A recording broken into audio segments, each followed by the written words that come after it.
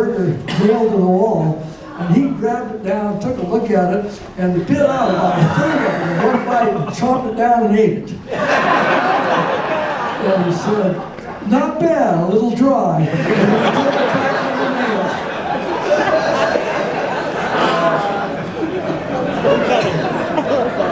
Tom Wolfe was on that trip, or so he says. No, He wasn't. Where does the book come from? His head. Interviews. It came from him and Sandy Lehmanhout, who was on the bus with the Who's in New York City. And he just got all his stories from him. But that's an amazing book. Hold on. So Wolfe wasn't on the bus with you guys. He didn't make the trip. We didn't meet him until 1967, after we came back from, or 66 when we came back from Mexico. He was invited to come on the bus quite a bit, but he always declined. We always thought it was because of his suit. Yeah. He writes it. Where is he getting his info from, Sandy? He got the stories, but in his own inimitable way, and he was at the top of his gonzo game there. Yeah, he was. That is an amazing book. I mean, every once in a while I pick up and read it, and it's brilliant. And everybody knocks it because they say they wouldn't write anything, but who cares? I mean, like, we're talking about something 50 years ago, the whole celebration of the 60s, and it's all a myth. And everything that we're doing, even tonight, we're adding to the myth. And it doesn't matter about, you know, the facts or that kind of stuff, it's the story. And so,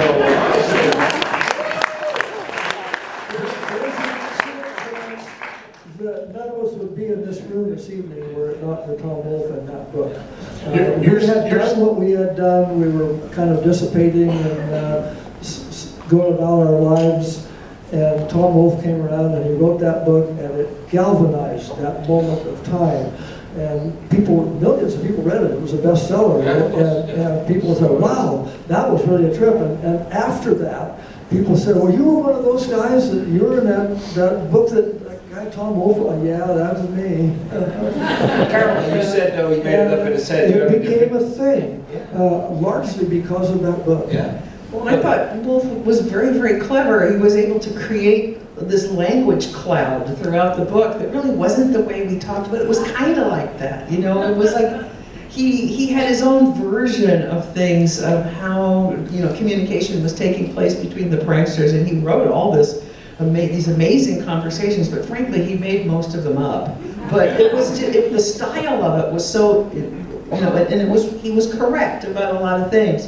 But it was such an interesting book. I almost couldn't read it at first, but now I enjoy it thoroughly because the personal connection's worn off, and I can really kind of dig in and enjoy that this writer, this erudite writer from New York, was able to really grasp some of the issues that Ken and the other pranksters had been talking about for so long.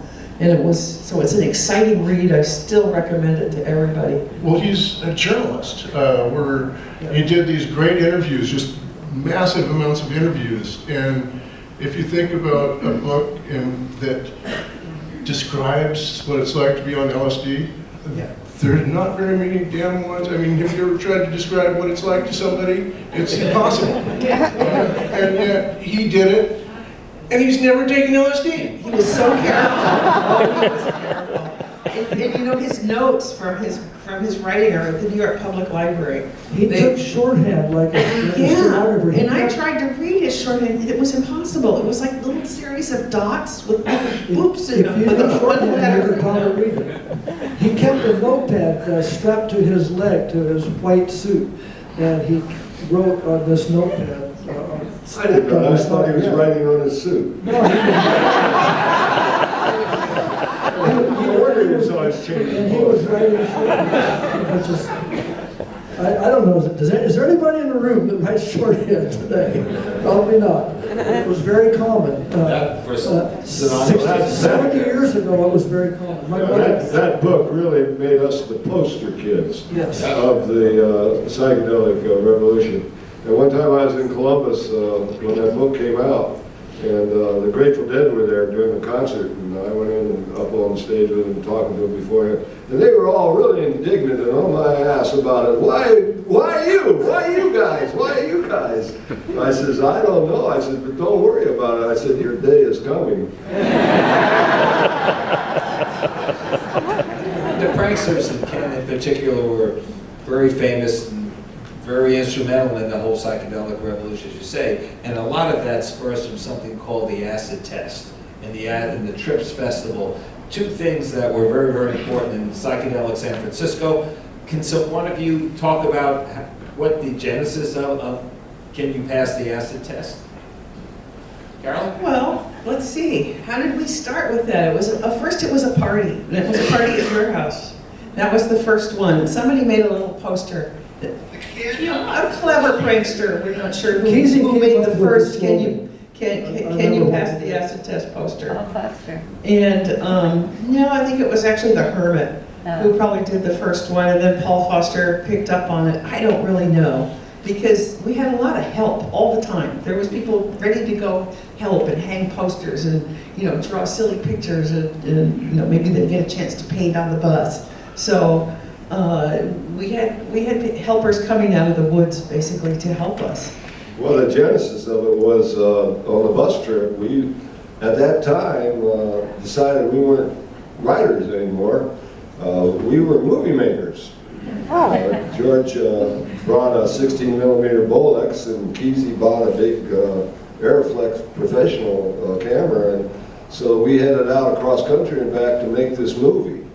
And we had the vision of it being shown in the big screen, because it would be like something never seen before. It would first be kind of a documentary of us on the bus and high and doing stuff, but it was also a mockumentary. But the best thing about it was we were really getting good at that time of grooving with whatever scene we came into, like if we stopped at a gas station or 7-Eleven. Today, you go into a 7-Eleven at midnight, there's something happening in that parking lot every night. I just hope you don't get shot. Well, that's beyond the point. But anyway, we'd get out with our instruments, because the Merry Band of Pranksters was actually a band. We all played instruments with our groovy music. What we call a form of non-violent expostulations or something like that. But anyway, we'd be out there with those people high and shooting our film and making the tape and recording and everything. And pretty soon everybody there was just having the best time in the world. And we'd drive away and they'd all be waving and laughing. And so this movie would be made up of these scenes, plus in the bus and plus in the places in New York and all that. But then when we came back and were working on it, that's when we got busted. The cops came in and they arrested us all. And so people would ask Kesey, whatever happened to that movie? And he'd say, well, we got arrested. A little double entendre in there, arrested in two things. But at the same time, we were showing it, what we did at Kesey's house in Honda, and it got too big and too awful and too messy. So that's when we started going out and renting the halls, and Kesey came up with the acid test theme, and the Grateful Dead and the Wallerlocks were part of our game. And we would show the movies on the walls, along with Roy Seaburn's light projector. At one end, Pranksters had their stage. At the other end, the Grateful Dead or the Warlocks had theirs. Sometimes they play, sometimes we play. Sometimes we all play together. Sometimes nobody played. Sometimes nobody played, yeah. Hey, but I'll tell you, the best one was at Muir Beach, one of the first ones we did. In which Muir Beach has a test. Owsley was there, and I think he had never gotten high before. But he was high out of his mind. And the Dead was playing, and Owsley took this chair and he was pushing it across the floor to the Dead. And I finally went and sat in the chair and stopped it. But before that, here out of the kitchen came Neal Cassady with towing behind him a dishwasher, and he was towing it by the hose, and he was blowing into the hose and talking, "You better than me. I don't want to enter this floor." And he got over there, right behind the chair, and the two of them were going along there.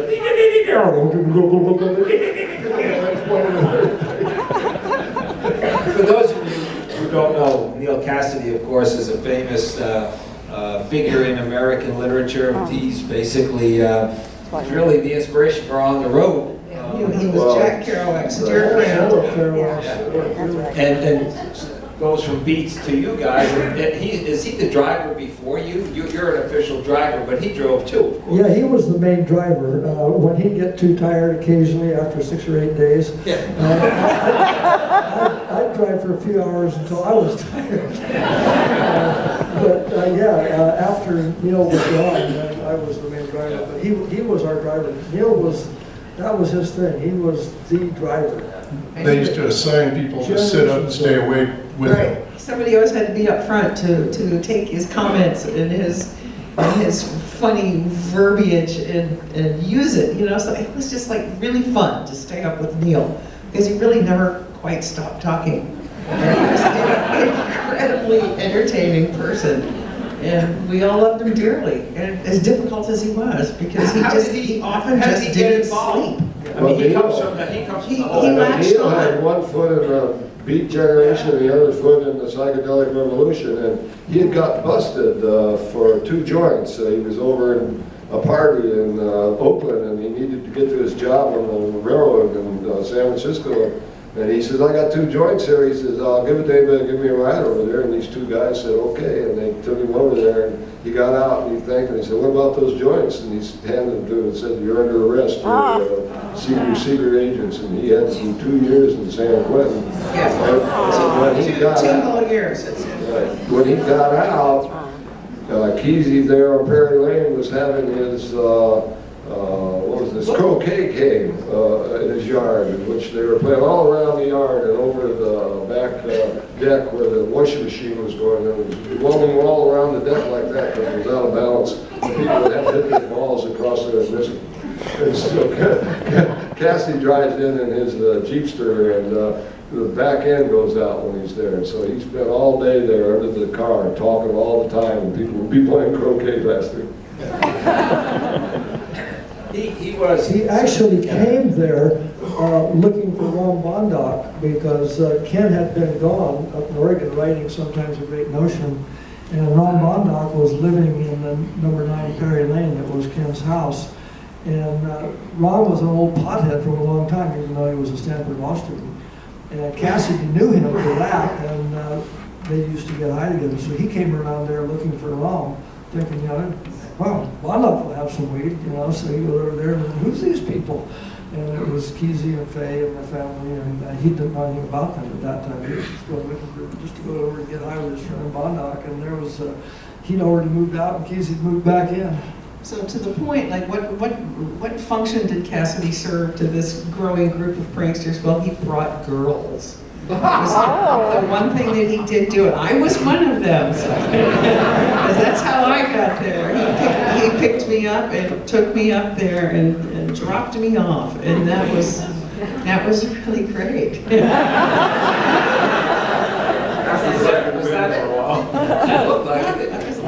All in one day. My life changed. How did you get to call yourself a prankster? Was there some sort of Yes, there was. formality? There was. It was there in La Honda where we all were. All the pranksters were there. We were gathered there, and it was getting towards dark, and the bonfire was going, and George and Kesey and Chuck and I hopped in the car because Chuck had this thing to show us, and we drove over to the coast and out in this flat spot and across this stream, and there was a hole going in the ground. We went in that hole, and we were higher than shit at the time. And we went through that dark, the blackest black I've ever seen in my life, and out there into this open spot like that, with the top of the all rock around us, looking out over the Pacific Ocean. And it was a lookout during World War II for looking for Jap submarines to come in, Japanese, I'm sorry. Yeah, it was a tunnel. Japanese submarines. It was a tunnel through from the Just a hole in a sheer cliff, right? Yeah, the tunnel went to that. And so, Scary spot. yeah, and so we were out there looking, and also we went, oh, whoa, because it was the tsunami coming in from the earthquake up in Alaska. And we hit that tunnel, and if there had been an event in the Olympics of tunnel crawling, we'd have won the gold. So we get out, and there's the stream, this little stream, suddenly, I don't know. It's a river now. It's a river, yeah. And George says, what are we going to do? I said, never fear, the intrepid traveler will take care of this. And I stepped into the water, and off I went toward the ocean. Except Kesey grabbed me by the back of my collar and pulled me back. He says, now just wait a few minutes. And sure enough, the water spread down. So we went back, and we got out of the car, and they're all around the bonfire, and Mike Hagan yells, halt, who goes there? And I said, 'tis I, the intrepid traveler, come to lead my merry band of pranksters across the country and back in the reverse directions of the pioneers. Our mission, the obliteration of the entire nation. Oh, I don't mean that literally, no. Blow their minds, not their buildings.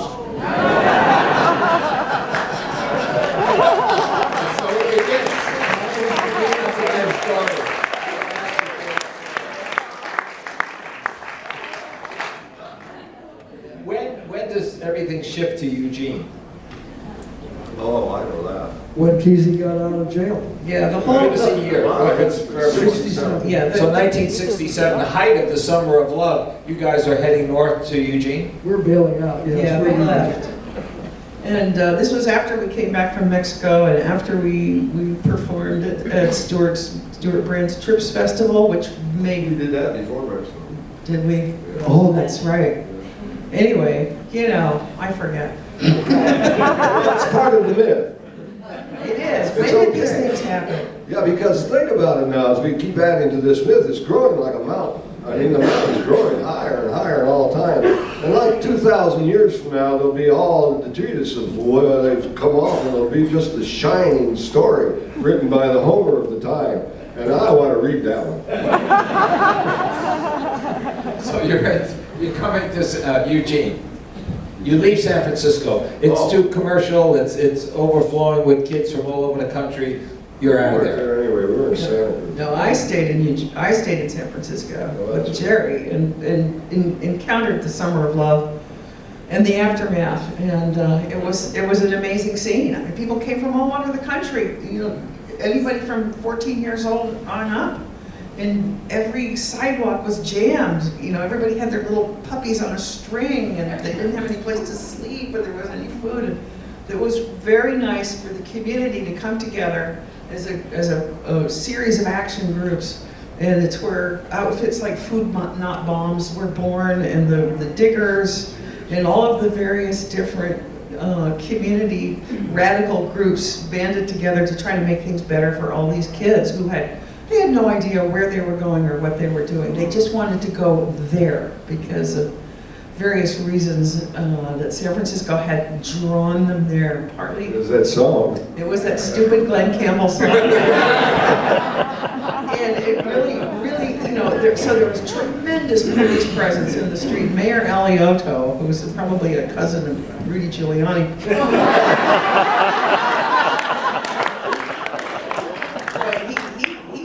he took it as his duty, you know, as his sworn duty to wipe these hippies out and get them off the streets and make sure that none of them step off the sidewalk. And that was impossible, of course. And so there was a lot of what I would call street struggle going on.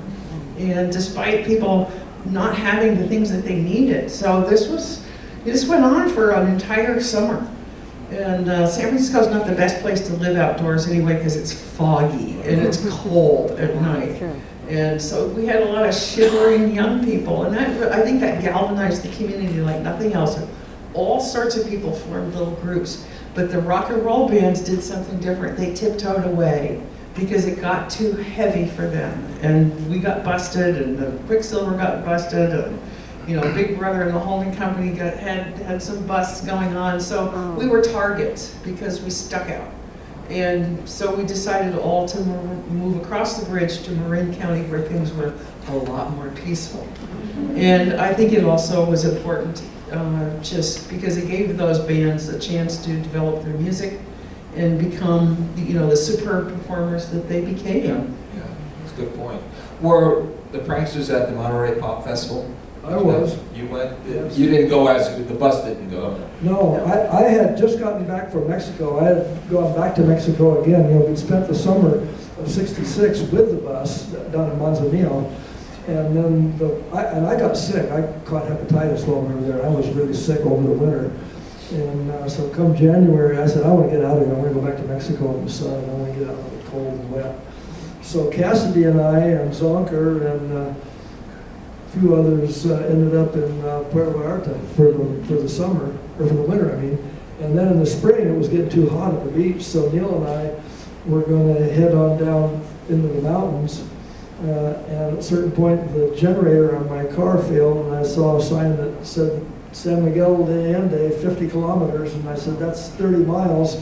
It's going to be dark in 20 minutes. We can make it. I was driving a Lotus sports car, painted Day-Glow red, like my shoes. Oh, yeah, those roads So we were streaked across the terrible. mountains at 90 miles an hour, and we went there because we knew people there.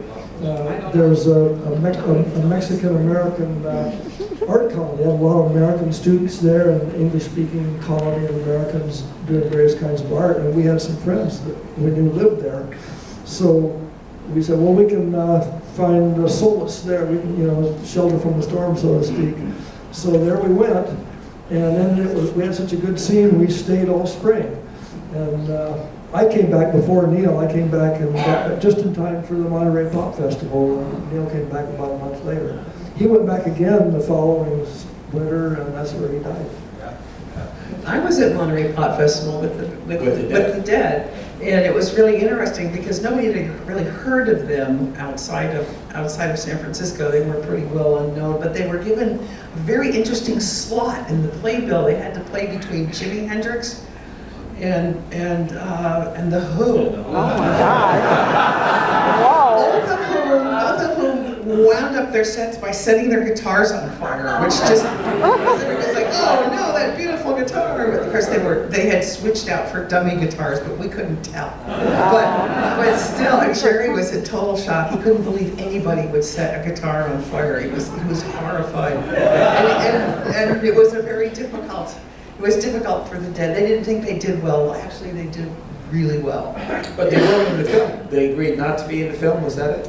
I think they didn't like the way they looked on camera. They looked at themselves and said, Yeah, and so very shy, a little shy, didn't want to be seen on film. They wanted to be heard. That's what they the same thing at Woodstock. They thought they stunk, but boy, you watch them when they're hearing or listening to it, and God, they were really good. Now, the Pranksters and the bus go to Woodstock, but Ken doesn't, right? That's right. He stayed. I didn't either. George, where were you then? I stayed around Eugene. Oh, you just didn't go. I just didn't go.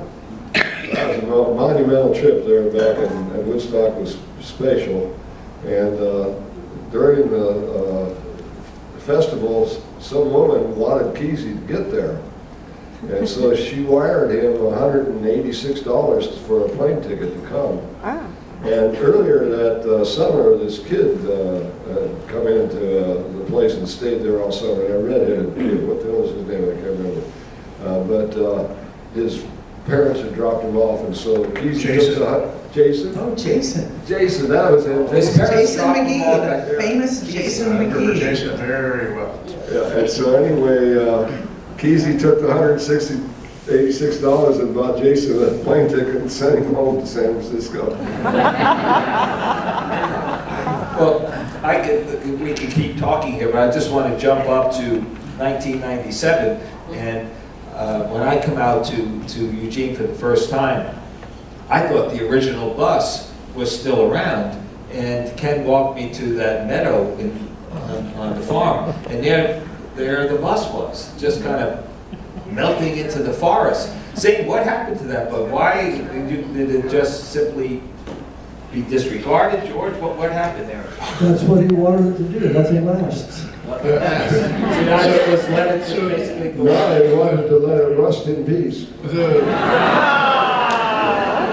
The long story is that Hagen had some millionaire friends that were going to fix it up, and we're going to have a bus going again, and it sort of fell apart, and Dad was ready for a bus, and we talked to David Stanford, who said, well, at the time he was doing further inquiry, he wanted to be able to flip the pages and see Cassady moving around from the movies on the pages, as you flip the pages. And the editor said, that's way too expensive.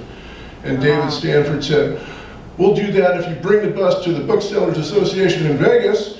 And Dad said, okay. And so on the way home that day, we saw this bus in Eugene, ready and for sale, and we bought it and started painting it up.